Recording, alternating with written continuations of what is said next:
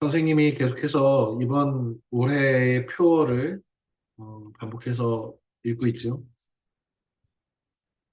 복, 유, 시, 서, 기, 차, 화, 소, 동, 파. 우리 동파육을 발명한 중국 방송 8대가 중에 하나인 소식이라는 동파 소식이라는 시인이야.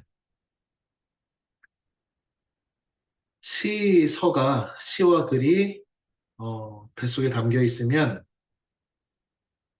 기운이 스스로 화창해진다. 음,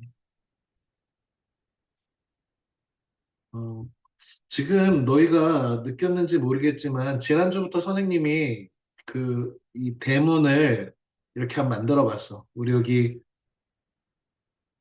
무슨 노모처럼 생겼는데 모모고 두 번째 책이 AI 강의 이렇게 보이나? 지금 영어로 이렇게 바꿔놨는데 이 모모 여기 있다.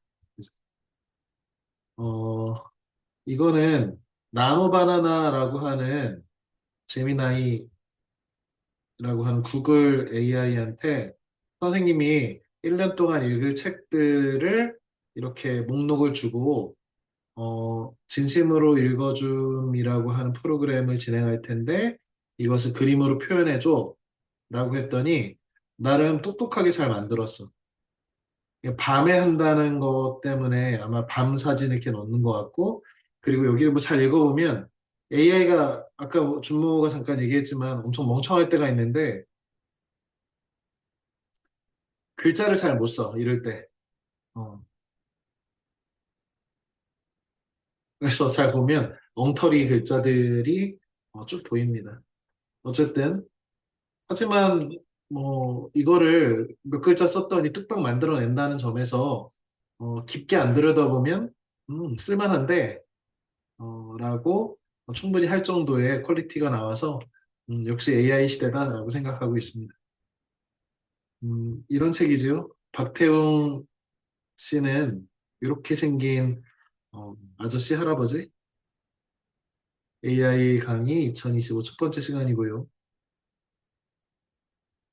이 책이 원래 2024년 버전이 있나 봐. 그래서 이 증보판이라고 하는데 원래 내용에서 바꿔가지고 이렇게 이렇게 좀 보충한 책. 그래서 이 책이 2024년판 서문도 있고 증보판 25년판 서문도 있고 이렇게 돼 있습니다. 음, 이렇게 띠지라고 하는데 선생님 통상 책을 보면 이렇게 띠지를 보고 그냥 벗겨서 버려버리는데 여기에 띠지까지 다 있네요. 깊어진 가이드래. 독자들이 꼽은 인공지능 분야의 최고의 책이고 광고지 뭐. 기관, 기업, 학교 선정 필독서래. 그런지 한번 봅시다. 저자 소개를 하면 선생님이 이거 위키피디아에서 검색을 한 건데 음, 이 부분은 자기 블로그 브런치인가 하는 블로그를 쓰시던데 거기서 사진을 이렇게 선생님이 따온 거고 이거는 위키 내용이야. 한겨레 신문 출신이라는 거 선생님이 처음 알게 됐고 63년생이니까 올해 나이로 어떻게 되나 60대 후반 정도 되시는 그런 것 치고는 굉장히 젊으시죠. 서울대 경영학과 나오셨고 그래 이게 우리 책들 저자들 보면 대체로 서울대 뭐 연대 고대 많잖아. 열심히 공부해서 우리도 서울대 연대 고대 가도록 하자. 이력을 보면 신문 기자, 그 다음에 한겨레 20일이라는 잡지, 신의 20일 영화 잡지에 기여했다고 돼 있고요. 그 다음에 뭐 안철수 연구소 지금 정치하는 안철수 씨가 너희 알다시피 안랩이라고 해서 V3 만드는 백신 회사잖아. 어, 그다음에 지금은 없어진 엠파스라고 하는 이 검색 엔진, 네이버랑 경쟁해서 져서 없어졌는데 거기 부사장이었대. 음, 그리고 뭐 이러이러한 책을 썼대. 요즘은 강연 많이 하고 정책 자문을 많이 하고 하는, 뭐라고 해도 누가 뭐라고 해도 지금 현재 우리나라의 AI 전문가로서 많은 어떤 그 인사이트, 영감을 주시는 그런 강의들을 하고 있고, 선생님도 여러 매체에서 어느 순간부터 작년부터 계속 박태용 씨가 나오셔서 얘기를 하고 하는 것을 보고서 어, 이분 책을 한 권을 읽을만 하겠다. 갖고 있는 이런 지식이나 판단이나 이런 것들이 훌륭하다라고 생각해서 선생님이 이 책을 선정해서 읽은 겁니다. 배경 지식으로 책 한 권을 소개를 할 텐데,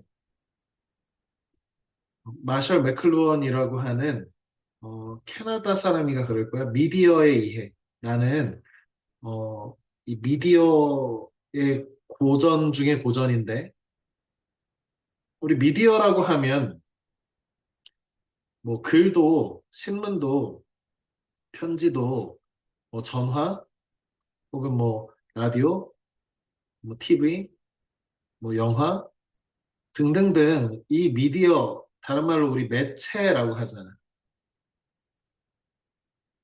지금 줌이라는 매체를 이용해서 선생님이 이렇게 설명하고, 어, 너희가 늦은 시간이지만 학원에 나오지 않아도 이렇게 각자의 집에서 편안한 방식으로 이 수업을 들을 수 있는 것, 이런 것도 다 새로운 미디어 때문이지. 선생님도 요즘 뭐 유튜브라든지 이런 것들의 영향력에 대해서 아주 놀랍다고 생각하는데, 그런 것도 뉴 미디어, 새로운 미디어가 나와서 새로운 방식의 이런 사회를 이끌어가는 거지. 스마트폰 이런 것도 미디어고 다 미디어지. 뭐 안경도 미디어인가? 아무튼 이 사람이 미디어의 이해라는 고전적인 책에서 뭐라고 말했냐면, 미디어는 메시지다라고 하는 엄청 유명한 말을 했단 말이야. 이게 무슨 말이냐면, 우리는 미디어라고 하면 메시지를 전달하는 도구 혹은 수단으로만 생각을 하는데, 이 사람은 어떤 얘기를 한 거냐면 미디어 자체가 주는 메시지가 있다는 거예요. 단적으로 얘기하면, 예를 들어서 선생님이 그 우리 예준이한테 말로 이렇게 생일 축하해 라고 하는 말과, 아니면 카톡으로, 카톡이라는 매체를 통해서 예준아 생일 축하해 라고 하는 것과, 손편지로 이렇게 써가지고 예준아 생일 축하해 이렇게 건네주는 것, 이것이 그냥 말로 하는 음성 언어를 통한 메시지, 그 다음에 카톡이라는 메신저를 이용한 거, 그 다음에 정성스럽게 엽서에 적어서 손글씨로 직접 쓴 생일 축하 카드, 이 세 개가 메시지는 똑같은 거지. 예준이한테 생일을 축하한다는 메시지를 전달했는데, 받아들이는 우리 예준이의 마음은 좀 다르겠지. 이게 뭐야? 미디어 자체가, 다시 말하면 전달하는 메시지를 담고 있는 그 미디어 자체가 또 다른 메시지를 내포한다는 뜻이야. 크게 어려운 개념은 아니지. 이해할 수 있어. 그런데 어, 지금 우리가 어떤 미디어가 새롭게 발명이 되면 그 때문에 이 메시지, 그 내용, 전달할 내용의 그 내용이 똑같다 하더라도 그 내용이 전달되는 방식인 미디어가 달라지면 세상이 완전히 바뀌는데, 대표적인 게 스마트폰 같은 거지. 우리 스마트폰이 처음 나왔을 때는 선생님도 스마트폰 안 썼거든.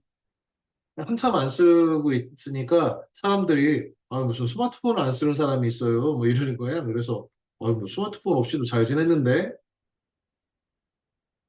그때까지만 해도 사실은 어플리케이션이 이렇게 풍부하게 많지 않고 이렇게 익숙하게 많이 쓰지 않아서 또 선생님 말이 뭐 크게 틀리진 않았단 말이야.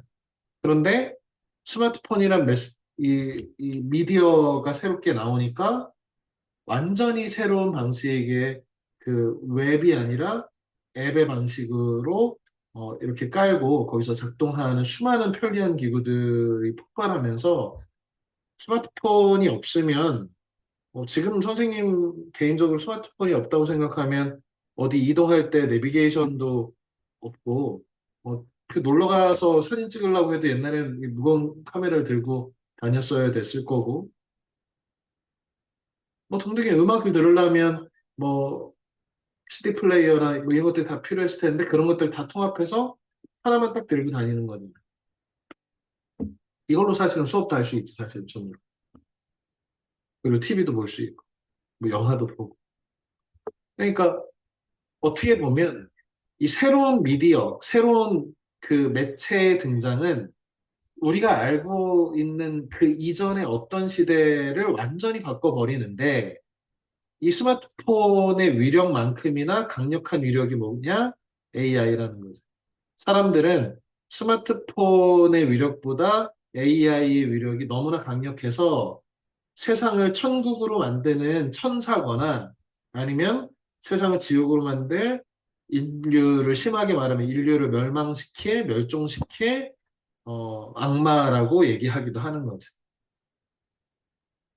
오늘은 이 새로운 AI, 인공지능이지. 인공지능에 대해서 쓴 이 책을 얘기를 할 겁니다. 선생님이 너희가 이제 이 책을 다 읽을 거잖아. 그렇기 때문에 새롭게 이 책의 내용 자체를 설명하는 것보다는 이 책의 저자가 하고 싶은 얘기들을 한 것을 바탕으로 선생님이 약간 거들어서 이 책을 읽는데 도움이 될 만한 배경식 중심으로 첫째 시간을 설명할 거고, 그리고 너희가 다 잘 읽었다고 생각하고 선생님의 개인적인 서평과 이 책에서 우리가 주목해야 된다고 생각하는 점들에 대해서 이야기하는 게 다음 시간이란 말이에요. 그래서 우리 수업 제목이 진심 팩토리니까 진심으로 읽어 줌. 이게 원래는 되게 중의적 표현으로 진 이름이거든, 선생님이.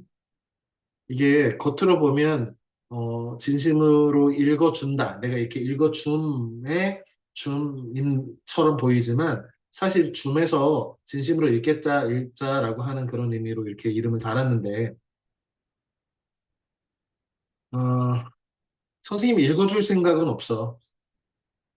왜 그러냐면 너희가 이 책을 못 읽는 정도의 아주 뭐 초등학생이나 이렇다면 선생님이 이렇게 읽어줘야겠지. 그런데 너희가 사실 성의만 가지고 있으면 시간을 투자를 해야 되고 어렵지 책 읽기도 싫고 그렇지만 한 페이지 한 페이지 읽다가 너무 어려우면 좀 넘겨서 아까 예리가 잘했는데 정말 너무 관심 없는 분야는 좀 이렇게 넘어가도 되거든. 그래서 재미있어 보이는 부분부터 한 챕터를 대신에 몇 장 이렇게 막 넘기고 하면 전체 책 내용이 잘 안 보이니까 어떤 한 챕터 정도는 목차를 이렇게 보면서 아, 이 목차에 이 부분은 내가 관심 있는데 하면서 그 챕터 하나는 좀 끈질기게 좀 읽을 필요는 있어. 그래서 그런 식으로 이 책을 처음부터 정독해서 끝까지 다 못 읽겠다라고 하면 중간중간에 좀 다시 목차로 돌아가서 아, 내가 관심 있는 분야는 이 분야인데 먼저 읽어도 좋고 선생님의 독서법 잠깐 소개를 하면 선생님은 일단 책을 사서 제일 먼저 보는 게 책 표지야, 표지.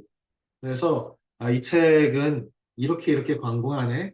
이 책의 서판은 이런 것이 그려져 있네. 그리고 누가 추천은 이런 말을 했네. 그 다음에 넘기고 저자는 누구고 제일 앞에 서문을 선생님은 좀 꼼꼼히 읽는 편이야. 왜 그러냐면 어떤 책이든지 서문에서 자기가 이 얘기를 통해서 이 긴 책을 통해서 하고 싶은 말이 뭔지를 이 방향을 좀 잡는 그런 기능이 있는데 이 책의 경우에 서문이 두 개가 있단 말이야. 초판본 서문과 이번 2025년 버전에 뭐가 달라졌는지 이런 것들을 써놓은 서문을 꼭 읽기를 바라고 그러다가 중간을 읽다가, 야, 이거 너무 그 내용이 정보 전달이 많아가지고 좀 힘들다 싶으면 아예 완전히 건너뛰어가지고 제일 마지막에 저자의 맺은 말 있잖아. 맺은 말도 어떤 책을 읽을 때마다 맺은 말을 꼭 보는데 그 맺은 말에서 작가가 대체로 여태까지 내가 이런 얘기를 하고 싶었는데 다시 한번 정리한단 말이야. 그래서 중간 부분을 책을 읽다가 내용이 어렵다 싶으면 서문 또는 제일 뒤에 있는 맺은 말을 먼저 읽고 보는 것도 좋은 독서법이다. 라는 얘기를 먼저 하고요. 그 다음에 그래도 이 책이 너무 어렵다라고 하면 너희 중에 세바시라고 하는 세상을 바꾸는 어, 뭐지? 시가 뭐지? 시작인가? 아무튼 이 음, 한 5분짜리 정도의 이 강연 이 플랫폼이 있는 거지.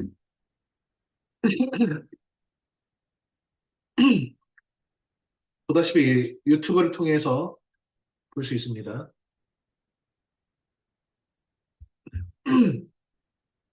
자, 세바시의 그냥 박태영 의장이라든지 뭐 녹색포럼 의장이라든지 치면 요 영상을 바로 찾을 수가 있어. 어, 선생님도 이 수업을 준비하면서 여기 있는 내용들을 바탕으로 너희들한테 들어가는 수업을 배경 수업을 하면 적절하겠다라고 해서 이 영상을 중심으로 오늘 수업을 설명을 할 거고 이 영상이 선생님 기억으로는 한 5분 정도 되는 짧은 영상이야. 그래서 적어도 다음 수업에 들어오기 전까지는 이 영상을 한 번쯤은 보고 오기를 바랍니다. 어, 지금 여기 있는 그 사진 자료들은 지금 박태용 의장이 강연 프리젠테이션을 하는 그 도표들, 도식들, 사용된 도식들을 보여주는데,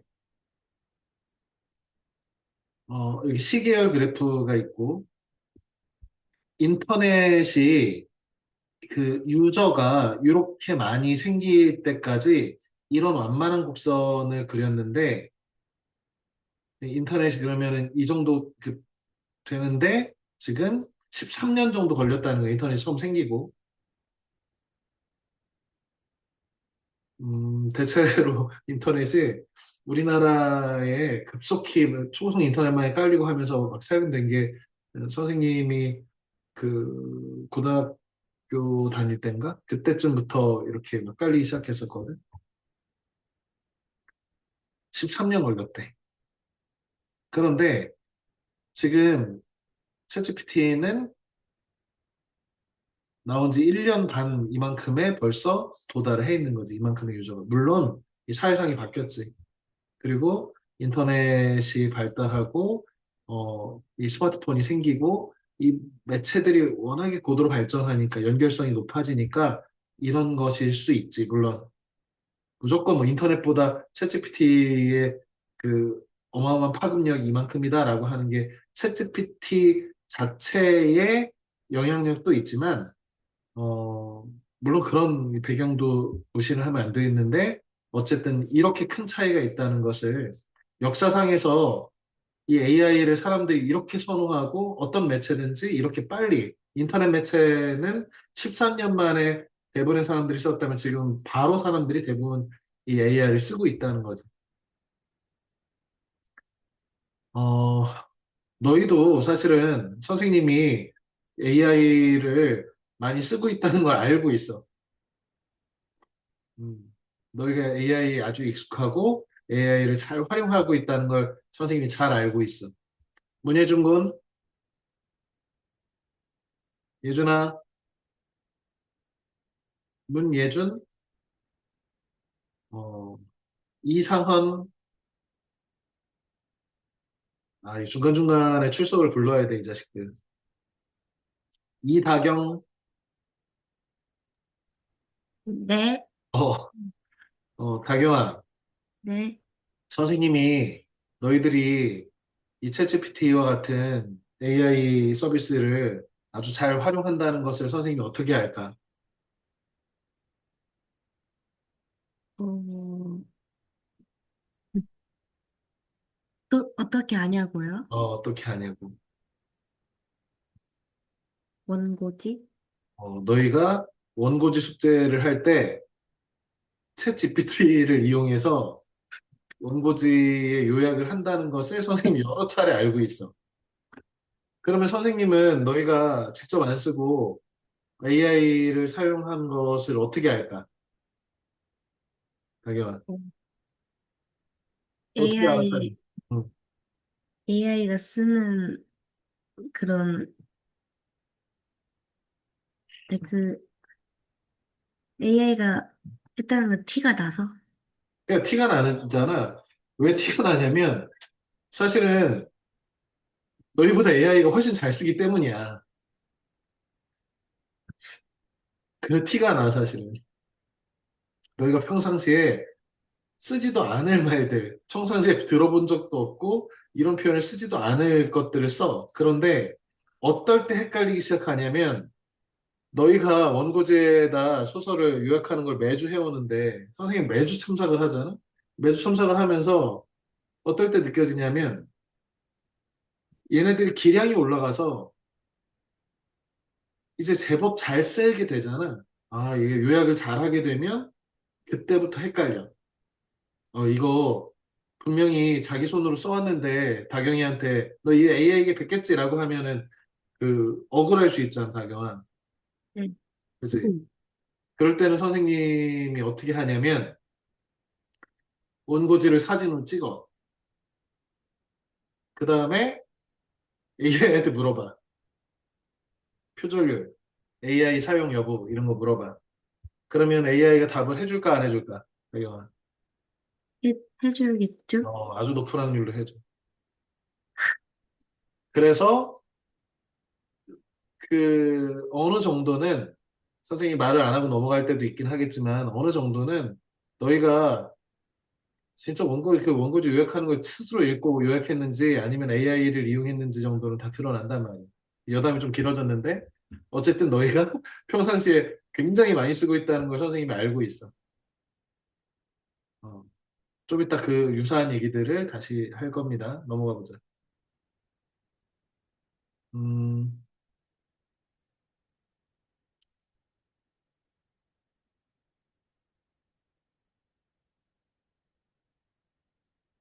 지금 AI 성능이 얼만큼 진보하고 있느냐에 대해서 다양한 AI 모델들이 어, 어느 정도 수준이냐 지금.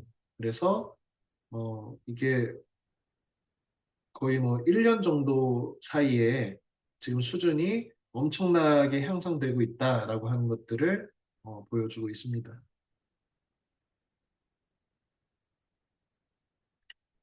이 자료는 이것도 박태용 그 세바시에 있는 자료인데 지금 위쪽 그래프 층들은 인간 최고 전문가, 박사과정 이상의 최고 전문가의 업무 능력에 비해서 현재 얼만큼 뭐 GPT-4나 클로드 AI나 이런 것들이 어느 정도 수준까지 올라와 있는지를 보여주는 그런 지표들이에요. 그러면 어, 지금 어느 정도 수준인지는 보이지요. 재미나이 선생님이 무료로 쓰고 있는데 이거보다 더 지금 높은 버전이 무료인데 음, 사실 선생님도 AI를 통해서 이렇게 검색도 하고 수업 준비도 하고 너희가 표절을 하는지 안 하는지도 AI한테 물어보기도 하고 이 수업 준비할 때 아까처럼 학원 필요한 그림 같은 것들도 그리게 하고 학원 광고할 때도 학원 블로그를 운영할 때도 이미지 같은 게 필요하면 선생님 사진을 주고서 갓을 쓴 모양으로 바꿔줘 뭐 이런 것도 하고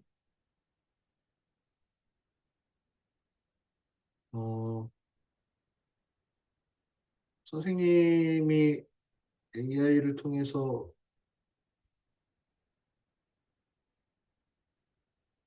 만든 것 중에 재밌는 걸 하나 볼까? 진심 팩토리.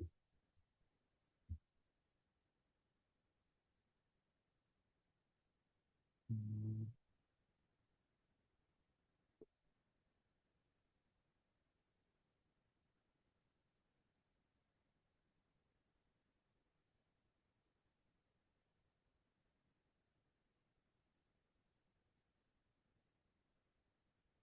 선생님이 그 최근에 AI를 이용해서 그 학원 그 홍보를 이렇게 만들었는데 선생님은 이런 한복하고 이런 갓쓴 모자가 없는데 제미나이 AI를 이용해서 이런 선생님이 정장 입고 찍은 그 프로필 사진을 이용해서 이거 만들어줘 그랬더니 한 30초 만에 만든 거예요.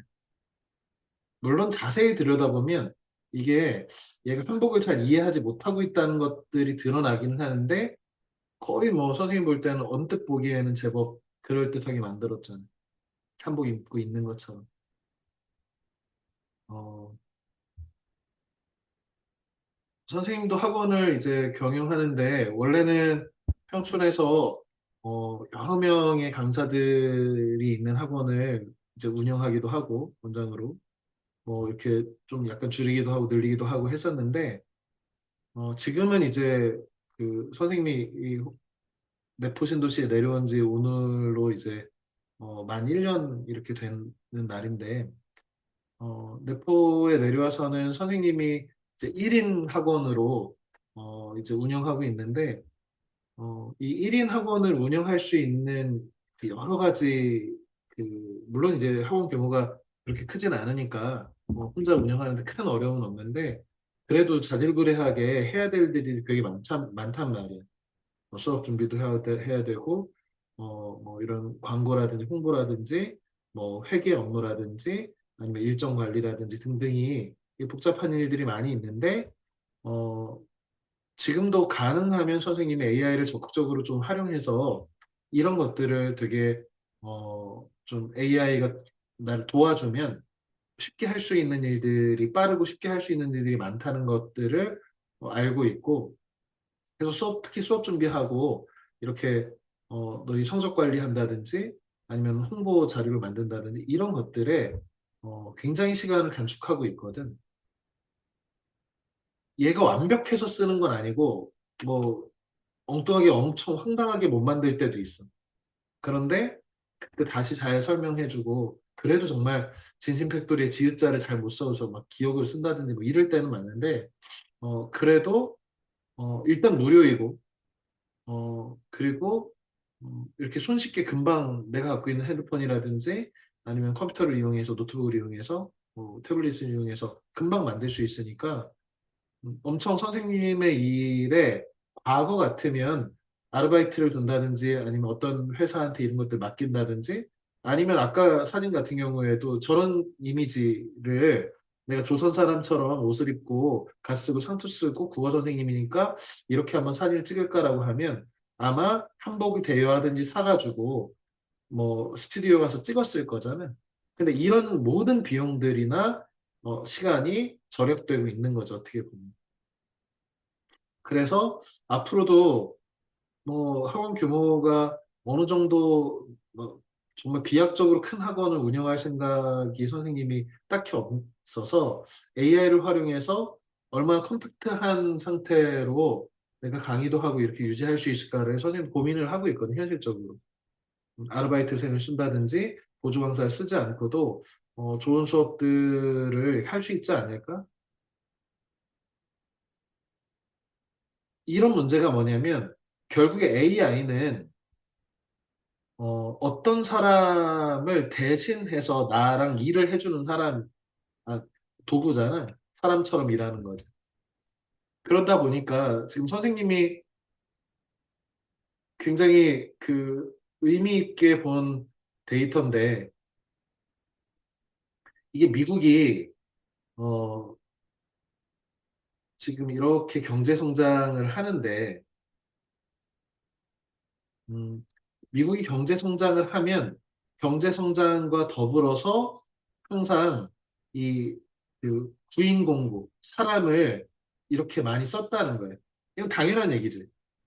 경기가 나빠지면 사람을 해고하고 경기가 좋아지면 다시 말하면 나라가 부자가 되면 사람을 더 많이 써서 일을 더 많이 시켜서 더 부자가 되고 이런 방식인데 그러니까 여태까지는 지금 위의 곡선과 아래 곡선이 거의 지금 대등한 방식으로 지금 흘러갔단 말이야. 그런데 미국 경제는 급속도로 발전을 하고 있는데 지금 잘 안 보이는 까만색이 지금 미국 경제는 급속도로 발전을 하고 있는데 고용이 곤두박질 치고 있단 말이야. 물론 여러 가지 이유가 있겠지만 공교롭게도 여기가 뭐야? 챗GPT가 그 일을 하기 시작한 이때부터 지금 미국 경제는 더 좋아졌는데 사람의 고용은 급격히 감소하는 이런 것이 지금 현재 2024년이라는 거죠. 2025년 지금. 이건 너무 당연하지. 왜? AI는 왜 만들어졌어? 사람 대신에 일하라고. 그러니까 사람 대신에 일을 하니까 사람은 이제 필요가 없는 상태가 될 것이다가 아니라 되었다라고 하는 현재형으로 말할 수밖에 없는 거지. 이것이 지금 당장의 선생님이 학원을 운영하고 하는 전망이나 학원을 운영하고 있는 방식이나 이런 것이 작년, 올해 AI의 도움을 받아서 바뀌고 있고 그리고 더 많이 바뀔 거거든, 앞으로. 적극적으로 사용할 거니까, 선생님은. 그렇다면 그 전에는 어떻게 했냐? 아르바이트 학생을 쓴다든지 아르바이트 선생님을 쓴다든지 아니면 더 큰 강의를 하려면 강사를 고용한다든지 아니면 회계나 이런 것들에 대해서 복잡하면 회계사를 시킨다든지 다양한 것들에 사람들을 다 썼단 말이에요. 비용을 들여서.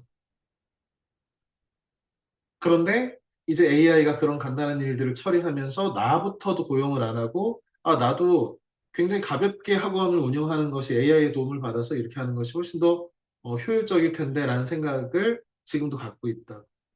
문제는 뭐야? 청년 일자리가 무너진다라고 하는 이 도표인데 어, 원래 그 청년들이 회사에 들어가면 정상적으로 어떤 업무를 맡아서 자기가 하기 위해서는 적어도 2, 3년 정도의 그 연습 기간이 필요해, 트레이닝 기간. 예를 들어서 선생님이 그 지금으로부터 10몇 년 전에 평촌학원가에서 국어 강사를 시작할 때 선생님이 바로 고용이 돼서 그달부터 월급을 받고 일을 했지만 바로 즉각적으로 수업에 들어가서 아이들 가르칠 수는 없단 말이에요. 물론 선생님 국어 전공했고 문학을 오랫동안 하겠다고 책을 많이 읽고 이렇게 했지만 수능 시험과 수능 강의와 내신 강의나 이런 것들에 대한 메커니즘이나 강의를 할 때는 어떻게 해야 되고 학생들마다 어떻게 해야 되고 교과서는 어떻고 이 모든 것을 사실 하루아침에 알 수 있는 게 아니잖아. 선생님도 나름 빨리 평촌학원가에서 물론 전공을 했으니까 적응을 한 케이스지만 그래도 2, 3년은 걸렸단 말이에요, 좋게.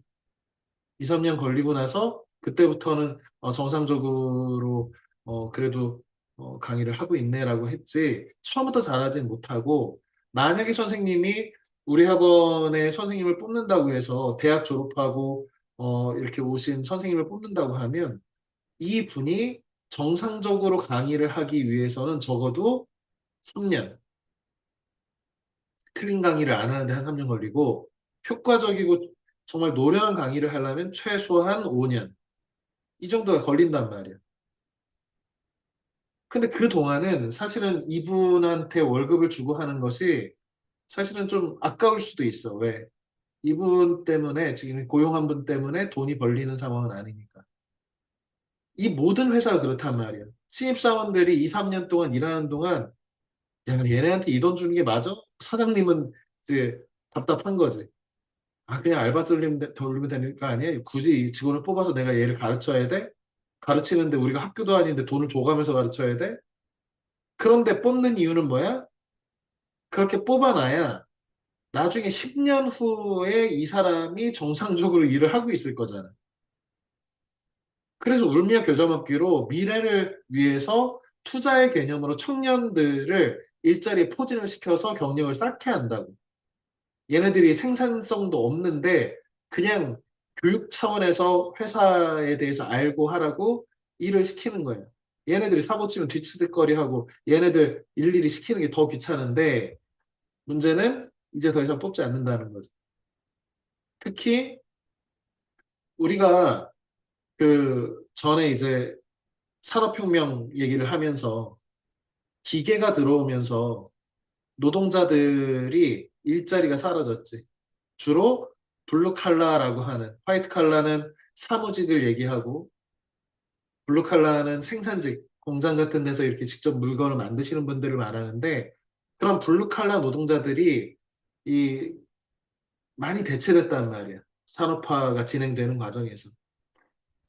그러면서 어떤 얘기를 했냐면 컴퓨터가 발전을 하고 뭐가 발전을 하고 뭐 스마트폰이 나오고 한다고 해서 기술이 발전해도 그러면 AI가 뭐 이렇게 로봇이 생긴다고 하면 노동자들이 대체되는 거지. 어차피 공부 열심히 하고 머리 쓰는 사람은 대체 안 돼.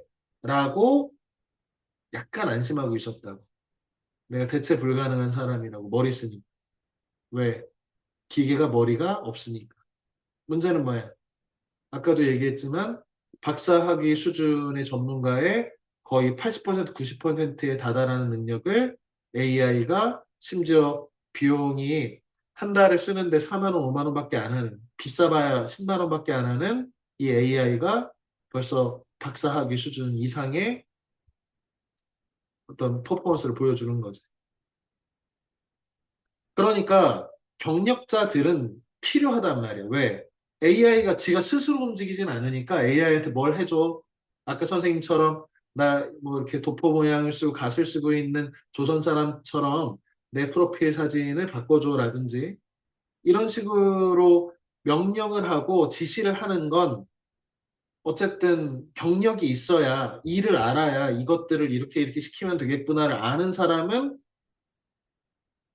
회사에 여전히 필요하고 그런데 이 사람 밑에 이 사람의 잔심부름을 해주면서 경력을 쌓을 청년들 대신에 AI가 그 자리를 차지하고 있다는 거죠, 지금. 너희는 아직 청년도 아닌데, AI 시대에 지금의 20대, 형들, 누나들이 지금 막막한 상태인 거지. 일자리가 더 이상, 어, 머리 쓰는 일자리가, 안전할 거라고 생각했는데, 어, 지금 특히 이제 문과 출신 중에 문과에서 가장 잘 나가는 직업 중에 뭐, 회계사가 있지. 회계사라든지 세무사라든지 이런 업종에서는 신입사원을 안 뽑은 지가 오래됐다고 하고 특히 변호사, 법조인들 이런 사람들은 이제 그 도와주는 변호사들 밑에 신입 변호사들을 거의 안 뽑기 시작해서 지금 변호사 자격을 갖고 있는데도 취직하기 어려운 변호사들이 많다고 하고 또 몇 년 전까지만 해도 그 이과에서 제일 잘 나가는 과가 이 코딩을 하는 쉽게 말하면 인간의 언어를 이 컴퓨터가 알아들을 수 있도록 이렇게 번역을 해서 코딩을 하고 프로그램을 만드는 개발자들이 많이 뽑았는데 최근에 이 개발자들이 일자리를 다 잃어버렸다는 거죠. 왜? 이제 AI가 코딩을 하는데 너무 간단하게 코딩해.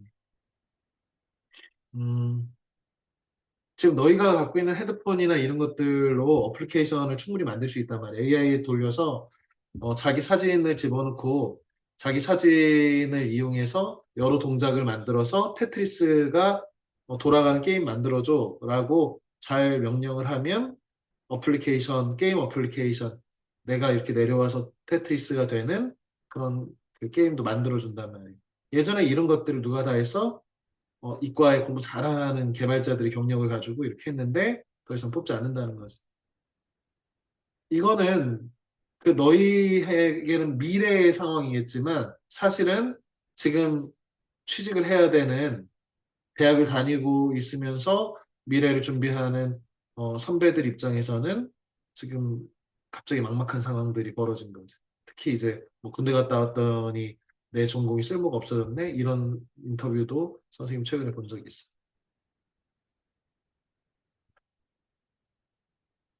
어, 오늘 이 얘기를 좀 깊이 생각해 볼 필요가 있다고 생각해서 선생님이 화면을 따왔는데 서울대학교하고 여기는 어디야? 여기는 고려대학교인가? 아, 연세대구나. 뭐 고려대? 서울대, 연대, 고대면 우리나라의 최고의 대학이잖아. 선생님도 올해 전에 가르치던 제자가 한 명은 서울대 가고 한 명은 고대 갔다고 선생님한테 감사하다고 이렇게 연락이 와서 어, 야, 그래도 내가 좀 보람 있네? 이런 생각을 했는데 마찬가지로 너희 역시도 열심히 공부해서 정말 다 서울대 연고대 가야지. 그렇게 하라고 이 밤에 모여서 공부하고 있는 거고. 그런데 문제는 이 최고의 대학을 다니는 학생들이 자칫 전공 시험이든 뭔 시험을 치르는데 아니면 과제를 하는데 대부분 AI를 통해서 컨닝을 하고 AI를 통해서 레포트를 대신 작성하는 그런 상태랍니다. 얼마 전에 미국의 하버드인가 졸업식에 졸업을 하는 한 대학생이 자기 컴퓨터를 이렇게 들면서 내가 교수님한테 정말 감사해요가 아니라 내가 이렇게 졸업하게 된 것은 다 챗GPT 덕분이야, 너 덕분이야 이렇게 하는 퍼포먼스를 하는 걸 보고 아, 시대가 완전히 바뀌었다. 음, 지금 그 너희가 지금 그 공부를 하고 있는 방식이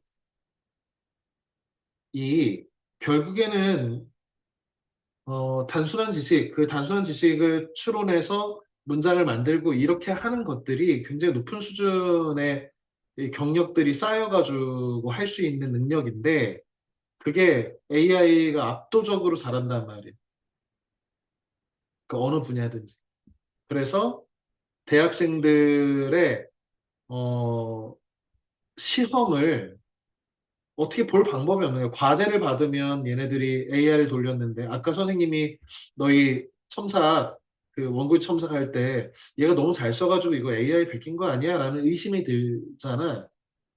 그런데 그렇다고 대학 교수님이 의심 드는데 정도를 가지고 AI를 썼다고 해서 점수를 나쁘게 줄 수 없단 말이야. 그래서 아닐 수도 있잖아. 억울할 수도 있잖아, 학생이. 그리고 얘가 아니라고 버티면 내가 그걸 증명해야 되잖아.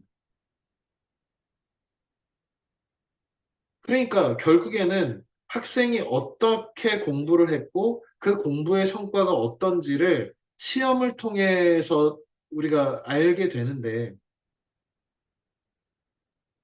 너희가 수행평가를 낼 때 생각해 봐라. 지금 선생님이 모르긴 해도 그 선생님의 형제들이 다 학교에 있어서 선생님들은 생기부, 학생들 생기부를 쓸 때 AI를 이용해서 생기부를 쓰고 학생들은 과제를 내라고 하면 AI를 통해서 베껴가지고 내고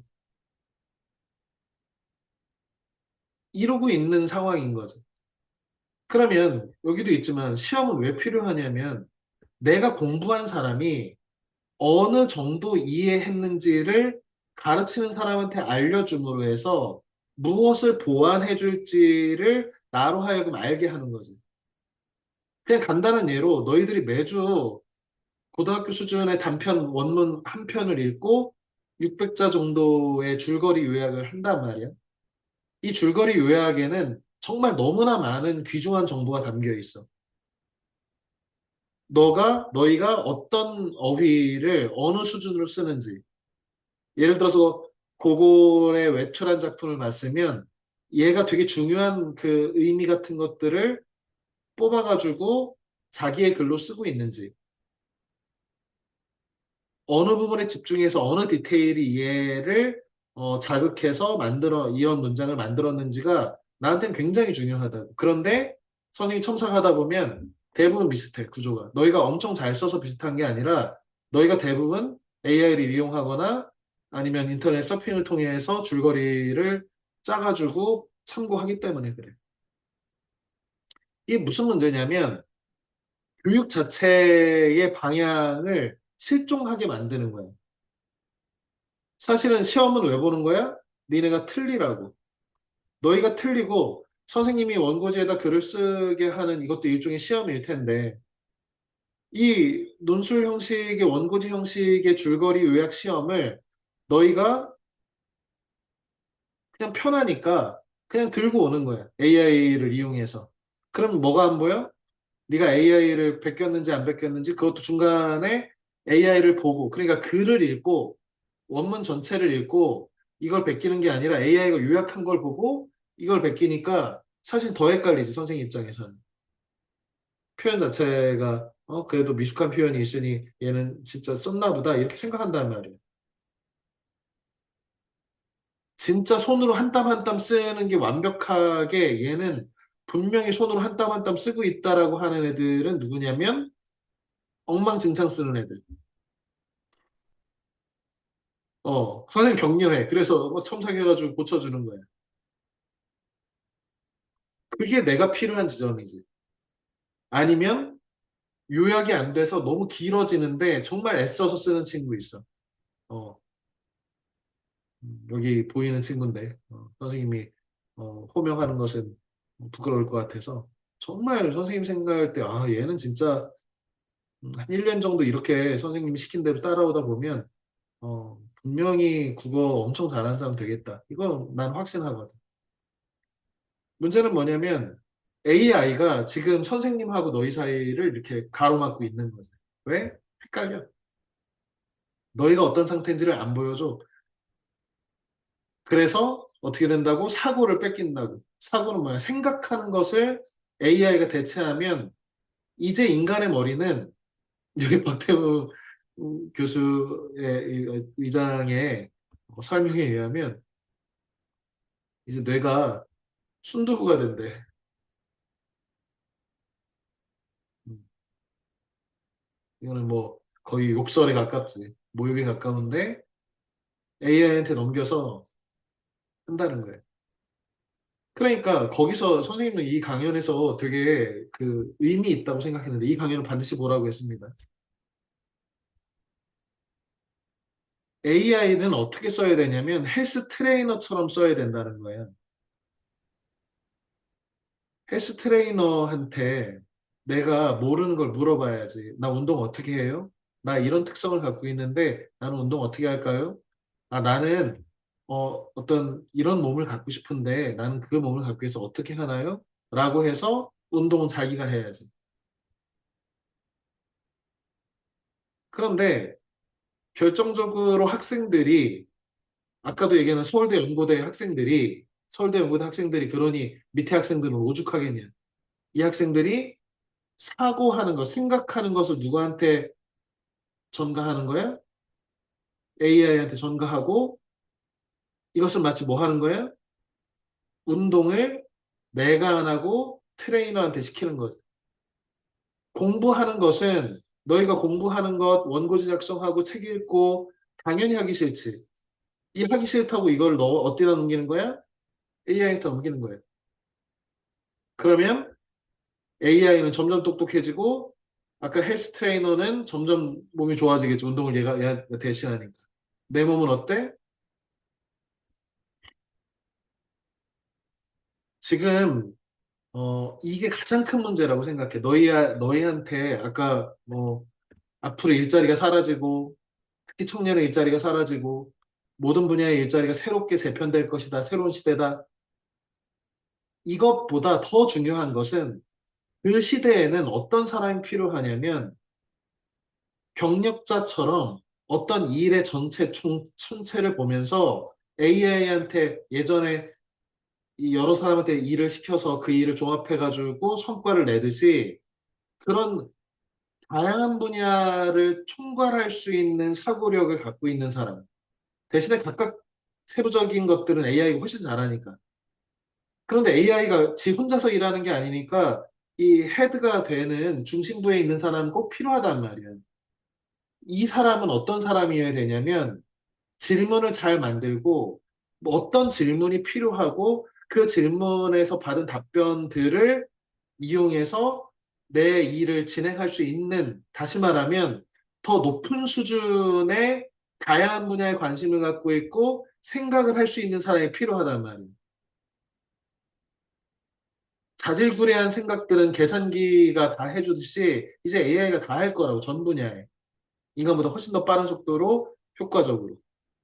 문제는 이 AI 직원들이라고 생각해봐. 이 사람들을 작동시킬 그 리더가 필요한데 그 리더가 길러지기 위해서는 다양한 분야의 학습을 통해서 머리가 좋아져야 된다고, 사고력이 좋아져야 되는데 사고력을 기르는 방식이 지금의 방식처럼 책을 읽고 수학을 공부하고 이러는 과정을 통해서 길러지는 건데 어느 순간에 AI한테 다 넘겨서 사고하는 방식 자체를 넘겨버린다. 그럼 뭐가 되는 거야? 그야말로 AI가 세상을 풍요롭게 만들겠지. 그런데 AI를 이용하는 극소수의 사람들, 극소수의 기업들은 어마어마한 부와 명예와 권력을 갖게 되고 나머지 보통 사람들은 학교 과정부터 머리를 쓰지 않고 연산하지 않고 그래서 그냥 바보 무리, 플라톤이 얘기하는 중우의 시대가 되는 거지. 바보 대중의 시대. 왜? 그나마 지금은 머리를 쓰는데 이 머리 쓰는 것은 AI가 훨씬 더 잘하게 되는 그런 시대가 도래할 거라는 거지. 이게 현재 도래했고 앞으로는 격차를 점점 점점 벌려갈 것이다. 그래서 AI 시대에 불평등을 증폭시킨다. 빈익빈 부익부는 더 심해질 것이다. AI를 다루고 AI를 가지고 내 도구로 익숙하게 사용해서 더 높은 수준의 추론과 이런 비전을 만들어낼 수 있는 사람은 엄청 소수이지만 그 사람은 어, 더 많은 부와 명예와 권력에 다가갈 것이고 대부분의 보통 사람들은 그냥 기본소득 정도를 향유하는 보통의 생각을 안 하고 살아가는 사람들이 될 것이다. 사라지는 일자리 어쩔 수 없지. 왜? 우리 뭐 세탁기가 발전하고 뭐가 발전할 때마다 뭐 사람의 노동 시간들은 점점점 줄어가니까. 그래서 일자리는 줄어드는데 일자리 줄어들면 어 뭐가 따라오냐면 아까 얘기한 불평등이 증폭되는, 빈익빈 부익부가 증폭되는. 또 어떤 문제가 있냐면 지금도 AI가 어떻게 해서 이렇게 놀라운 기능을 하고 있는지를 그 AI를 만든 전문가 역시도 잘 모른다는 거예요. 사실 우리가 어떻게 이렇게 공부하고 이런 두뇌를 갖게 됐는지, 이런 언어와 어떤 이 수많은 생각들을 할 수 있는지 이것도 사실 잘 알 수 없거든. 뇌과학이 풀어가야 될 과제지.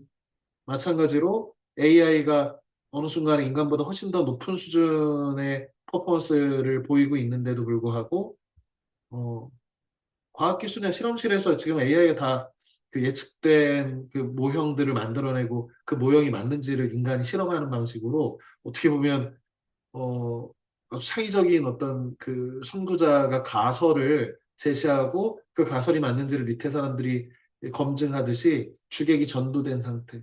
그 예측을 누가 하냐면 AI가 하고 있는 상태. 그걸로 노벨상도 타고 하는 거지. 그래서 어떻게 보면 앞으로는 사고, 생각하는 방식 자체를 빼앗긴 대부분의 그냥 바보 무리들로 인류가 편성될 수 있다는 것, 안타까운. 그렇게 해서 모두가 이제 AI를 이용해서 풍요로운 사회를 만들 수는 있어. 하지만 그 안에 이런 것들이 숨겨져 있다는 점에서 역설적이게도, 모순적이게도, 역설적이게도 위장된 축복일 수 있다는 거지. 그럼 우리는 뭘 해야 되냐라고 할 때 대안은 이런 겁니다. 교양. 우리가 교양 있는 사람 되자 할 때 그 교양인데, 어떤 특정한 한 분야는 지금 대표적인 게 이세돌 구단한테 알파고가 이긴 다음에 인간은 더 이상 바둑에 있어서는 AI를 이기려고 하지도 않아. 이길 방법이 없다는 것을 인간이 알게 됐어. 이게 무슨 얘기냐면 한 분야, 어떤 한 분야는 AI를 뛰어넘을 수 없다는 거예요.